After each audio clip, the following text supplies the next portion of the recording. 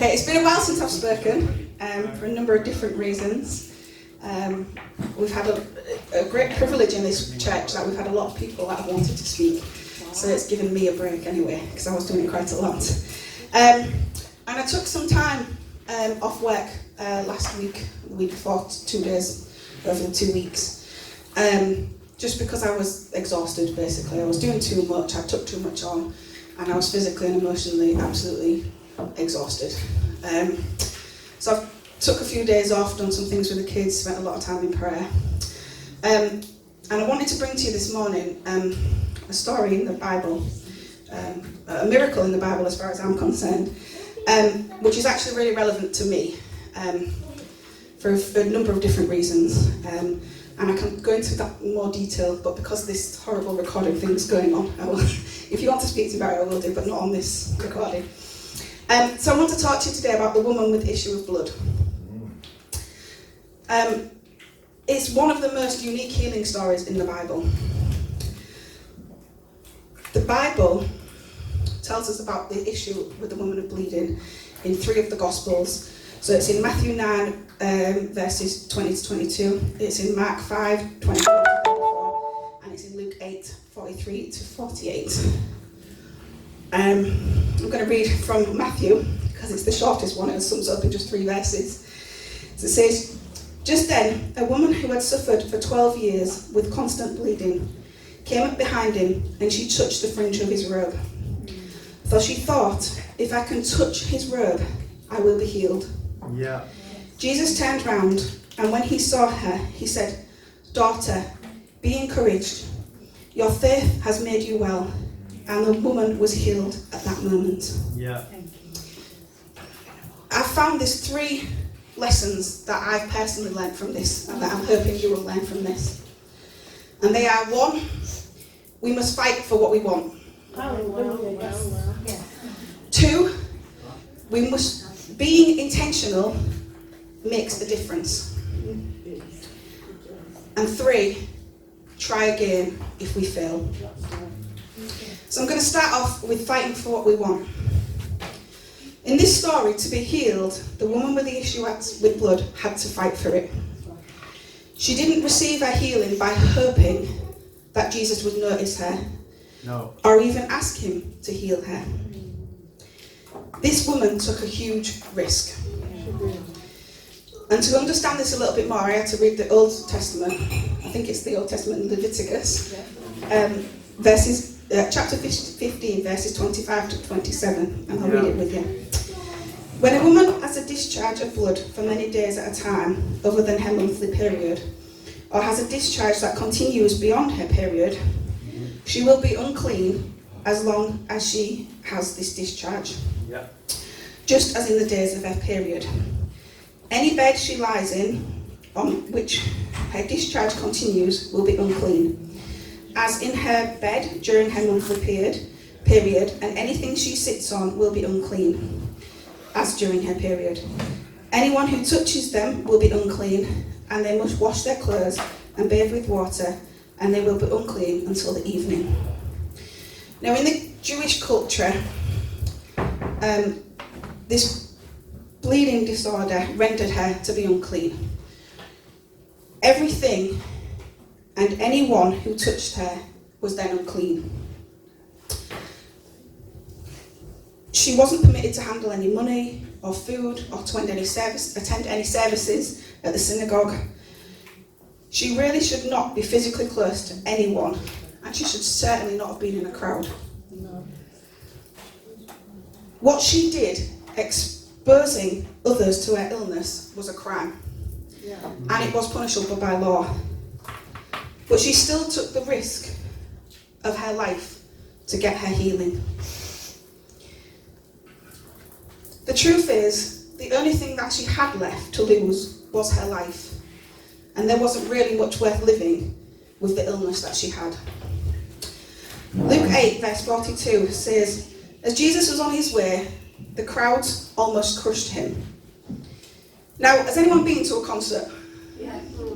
Been to see some rock band or some famous singer, or, Even being in the big top at one event or grapevine or whatever you want to call it, sometimes it's packed in there. Yeah.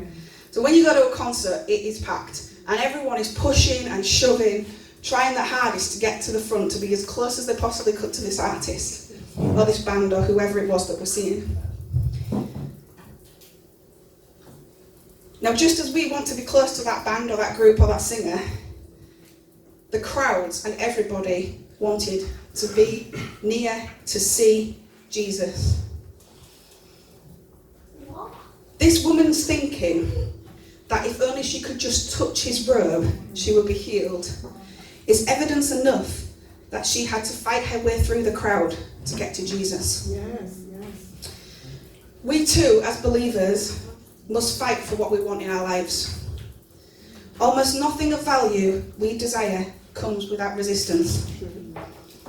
Just like the woman with the blood issue, there are many people standing between us and our blessings. Other times, it could be our own limitations and our own beliefs that keep us back. But regardless of what it is, having to struggle does not necessarily mean that it isn't what God wants for us. You may just need to keep fighting. Yeah. The Israelites had to fight for their promised land. Fighting for what we want is an important lesson. In the same way that we can learn from the woman with bleeding issue, who had to fight her way through the crowd for her healing, we can also learn from the Israelites who had to fight for their promised land. Yeah.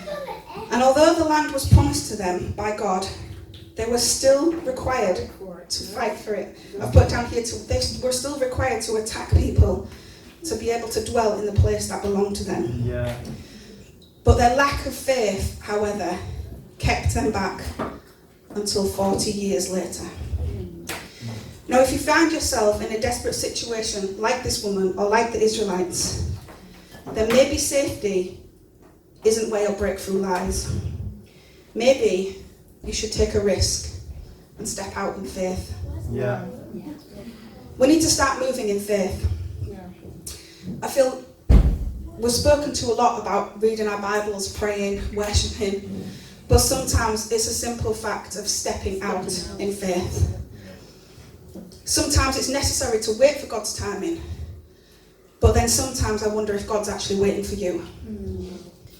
Are you currently in a position where you're waiting on God to do something for you? Or maybe God is waiting for you. Could it be that the fight to get what you want is keeping you back? If so, then we should take into account what the woman did to get her healing. Don't let resistance keep you back from getting what God already has given you. Yeah. The second thing is to be intentional. Yeah. And being intentional makes a difference. Yeah. It says there was a large crowd that followed and pressed around Jesus in Mark 5 verse 24. And although many people would have pushed against him, they would have touched him, they would have rubbed up against him, this woman with the issue of blood touched him intentionally. And Jesus asked, "Who touched my clothes?" Yeah. When the disciples asked how he could ask such a question, given the circumstances, you know, when you're in a group of people and you've got people left, right, forwards, backwards, you're crammed into a position where everyone's going to be touching you. How could Jesus ask, "Who touched me?" But the fact is, this woman touched him intentionally.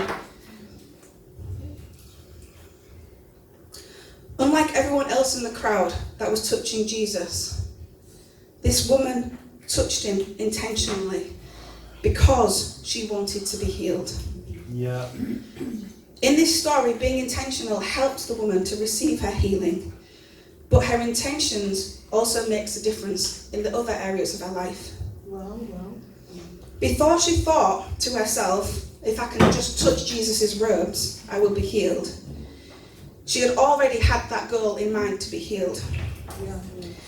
She had suffered a great deal with many doctors, and over the years she had spent everything that she had to try and get better, but she simply just didn't get any better. She never forgot her objective. She had heard about Jesus, and so she came up behind him through the crowd, and she touched his robe. Making a goal makes you intentional. With a goal in mind, everything that can help you achieve it becomes more apparent. You start to make decisions that align with your goals, and these decisions that you make eventually help you to achieve your goal. On the other hand, having no specific goal, having no plan, no purpose, it's like driving around with no destination. You're wasting time, you're wasting money, you're wasting energy, and you're getting absolutely nowhere. Yeah.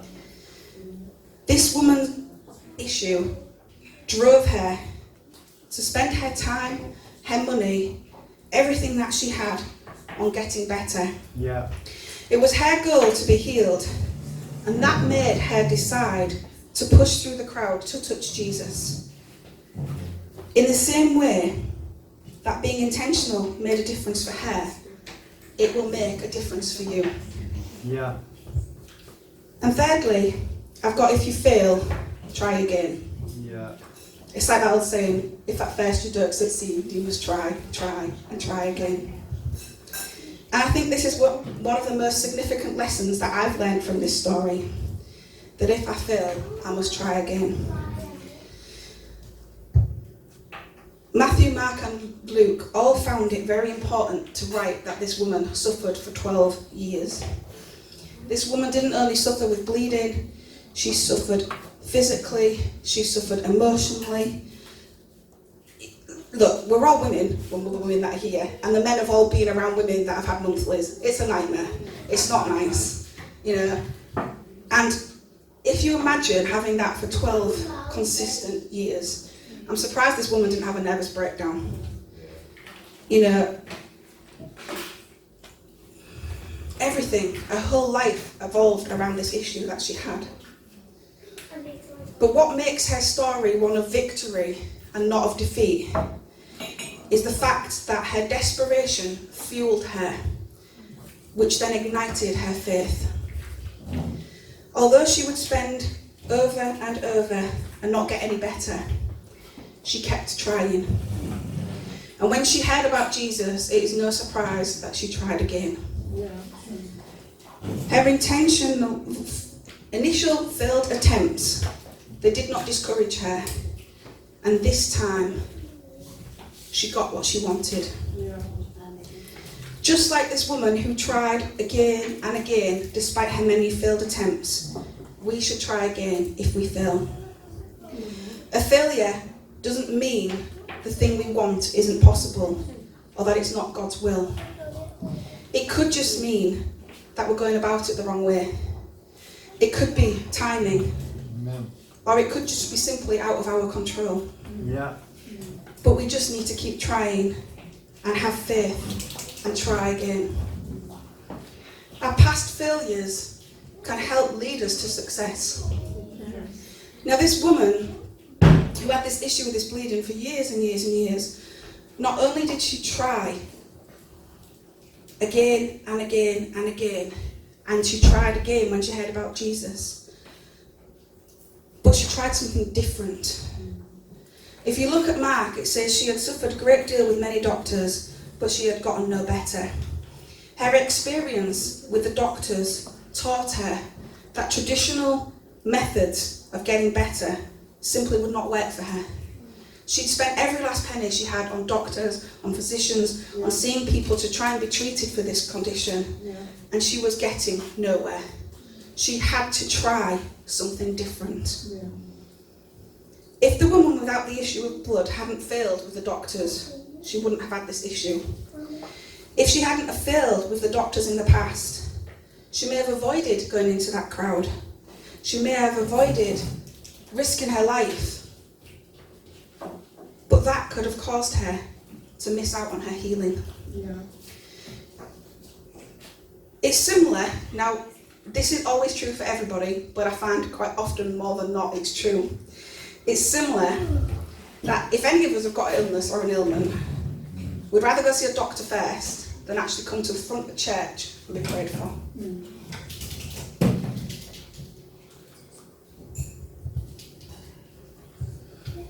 Normally, we want to avoid the attention and we'll just quietly go see a doctor. But when that all fails and the doctors simply cannot heal us, it pushes us to try something supernatural. And on some levels, we all wish that God would intervene in our lives on a number of different issues. However, there is a big difference between wishing God would intervene and wanting him to intervene. I want to ask you, what have you given up on? What have you given up on in life? Has God promised you something all these years? I was thinking back about when Mike spoke, and God had promised him he was going to ride in whatever car it was, I can't remember now, but he was promised something years and years and years ago, and had almost forgotten about it. But what has God promised us? That we've tried and tried and tried, and we've failed every time.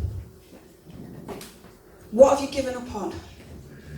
And why don't you just simply try again?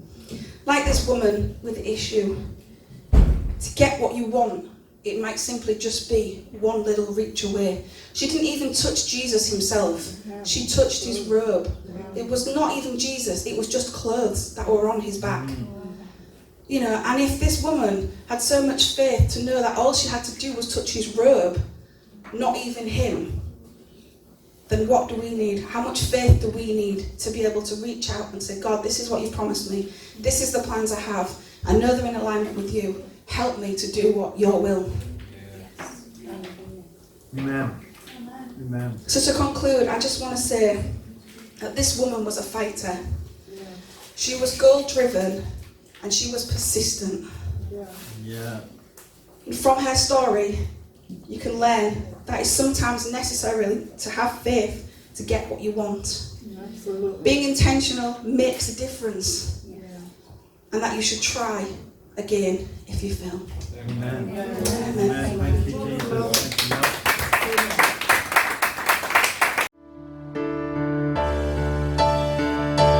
And I'm standing on a rock of ages, standing on a rock of ages, standing on a rock that'll never change. No, he'll never change, never change.